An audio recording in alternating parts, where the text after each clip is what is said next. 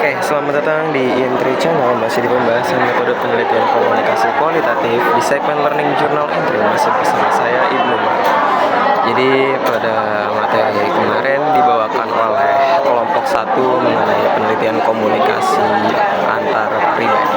Nah, yang pertama itu poinnya pengertian komunikasi antar pribadi. Materi ini menjelaskan definisi komunikasi antar pribadi dari 3 pendekatan. Yang pertama berdasarkan komponen, yaitu fokus pada unsur-unsur komunikasi seperti pesan, saluran pengiriman, penerima, dan lain-lain. Nah, berdasarkan hubungan diadik. Jadi yang kedua itu berdasarkan hubungan diadik, menitik beratkan pada interaksi dua orang yang berlangsung, sifatnya berlangsung, jadi langsung tetapan gitu, dan bersifat pribadi antara dua orang. Jadi bukan antar dua orang juga sih, lebih ke pribadi dan juga pribadi lainnya. Nah, berdasarkan pengembangan yang ketiga apa ini? Berdasarkan pengembangan ini memahami komunikasi antar pribadi sebagai proses yang berkembang seiring waktu dan pengalaman.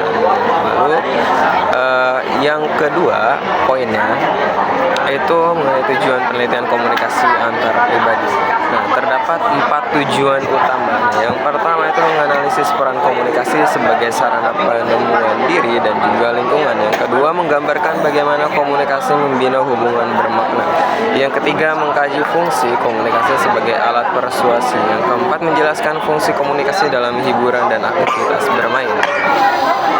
Lalu poin yang ketiga yaitu tentang karakteristik komunikasi antar pribadi. Menurut Judy Jefferson, yang pertama dimulai dari diri sendiri, self-awareness. Yang kedua bersifat transaksional, saling mempengaruhi. Yang ketiga mencakup isi dan juga hubungan. Yang keempat membutuhkan kedekatan fisik. Yang kelima saling ketergantungan atau interdependen. Yang keenam tidak dapat diulang atau diubah.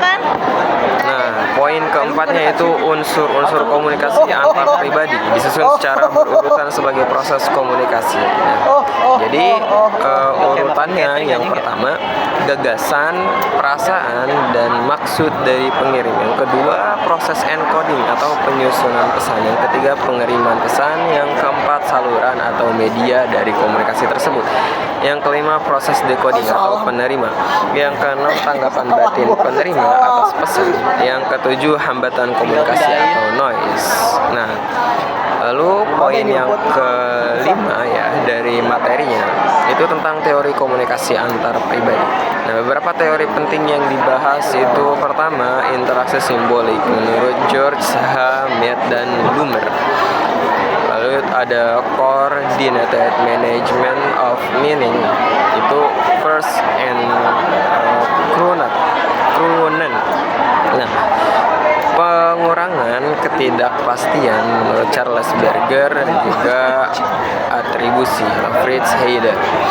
Lalu ada dialektika relasional Leslie Baxter dan Montgomery.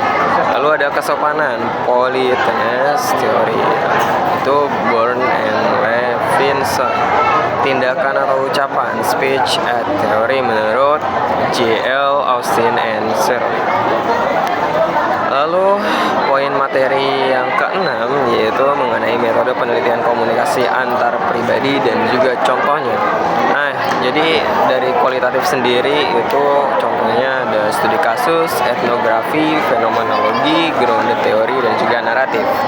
Teknik pengumpulan datanya yaitu observasi, wawancara, dan juga dokumentasi. Kualitatif itu tentu saja harus survei dan juga eksperimen tentang kejadian yang suatu terjadi. Lalu ada tekniknya mengenai angket, tes, dokumentasi, dan juga wawancara.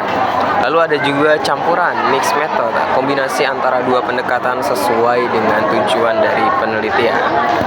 Lalu poin materi materi yang ketujuh, yaitu tentang tantangan dalam penelitian komunikasi antara pribadi. Nah, dibahas beberapa kendala utama. Yang pertama itu keterbatasan saluran. Jadi keterbatasan saluran dan juga informasi berlebih. Yang kedua, kesalahan persepsi antara informasi dan komunikasi. Yang ketiga, sifat defensif atau menghakimi. Yang keempat, hambatan jarak, fungsi, dan juga budaya. Nah, mungkin itu saja yang bisa saya sampaikan. Kurang lebihnya mohon maaf.